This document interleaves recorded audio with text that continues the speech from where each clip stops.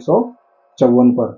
अगर रेजिस्टेंस की बात की जाए तो सबसे पहले पहला रेजिस्टेंस है 22,590 पर, दूसरा रेजिस्टेंस है 22,760 पर और तीसरा रेजिस्टेंस है 22,836 पर। लेकिन दोस्तों जो कल के लेवल्स थे, कल के लेवल्स को अगर आप गौर करें तो देखिए जहां जहां के लेवल्स दिए थे उन्हीं जगहों पर रिजेक्शन मिला है। ये देखिए यहाँ से सबसे बड़ा रिजेक्शन इस जगह पर मिला है। ये लेवल्स हमने कल आपको बताया था। चलिए बात करते हैं, यहीं से ले लेते हैं, बात करेंगे बैंक निफ्टी के बारे में। तो बैंक निफ्टी की अगर बात की जाए तो बैंक निफ्टी अभी भी नेगेटिव ट्रेंड में है दोस्तों। बैंक निफ्टी अभी भी नेगेटिव ट्रेंड में है। जब तक 48,411 को क्रॉस नहीं करेगा तब तक ये नेगेटिव ट्रेंड में ही रहने वाला है। बात करेंगे इसके सपोर्ट और रेजिस्टेंस की। तो सबसे पहले सपोर्ट की बात करता हूँ। पहला सपोर्ट है इसका 47,860 के आसपास, दूसरा सपोर्ट है 47,664 के आसपास और तीसरा सपोर्ट है दोस्तों 47,482 पर। नहीं, अगर मैं रेजिस्टेंस की बात करूं तो पहला रेजिस्टेंस है 48,238 पर, दूसरा रेजिस्टेंस है 48,418 पर और तीसरा रेजिस्टेंस है दोस्तों 48,660 पर। सपोर्ट और रेजिस्टेंस निकालने का मतलब क्या होता है, मतलब क्यों हम सपोर्ट और रेजिस्टेंस देखते हैं,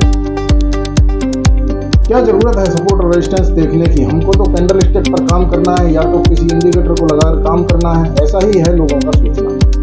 लेकिन ध्यान रहे दोस्तों कि सपोर्ट और रेजिस्टेंस के आसपास जब कोई इंडिकेटर या कैंडल स्टिक आपको इंडिकेशन देती है रिवर्सल का, तो वहां पर आपको कंफर्मेशन मिल जाता है कि हाँ यहाँ पर सपोर्ट है और यहाँ से अब एक बुलिश कैंडल तैयार हुई है जो कि एक्टिवेट हो चुकी है।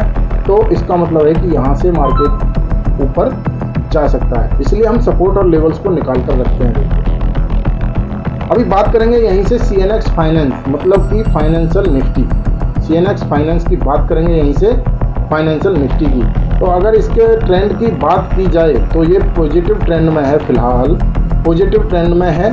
और देखिए जहां आपको कल लेवल दिए थे वहां से इसमें भी रिवर्सल आपको देखने को आज मिला होगा।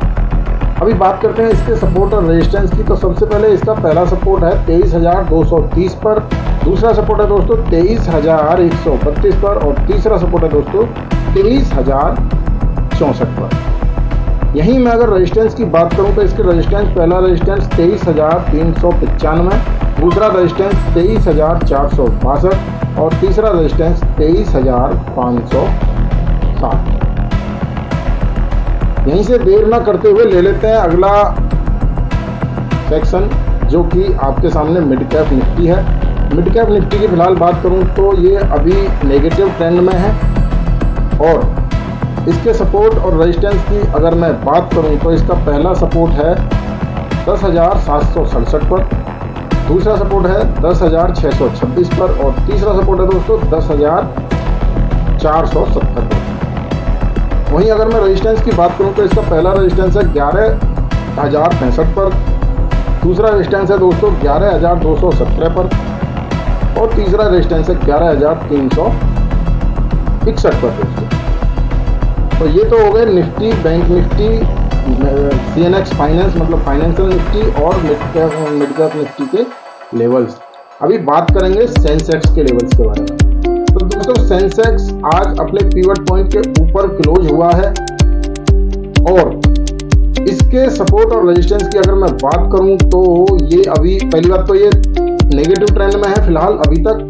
और अगर सपोर्ट और रेजिस्टेंस की बात करूं तो पहला सपोर्ट इसका है दोस्तों 73,780 पर जो कि आज ही तैयार हुआ है और दूसरे सपोर्ट की बात करूं तो 73,454 और तीसरे सपोर्ट की अगर मैं बात करूं दोस्तों तो 73,247 पर इसका तीसरा सपोर्ट है।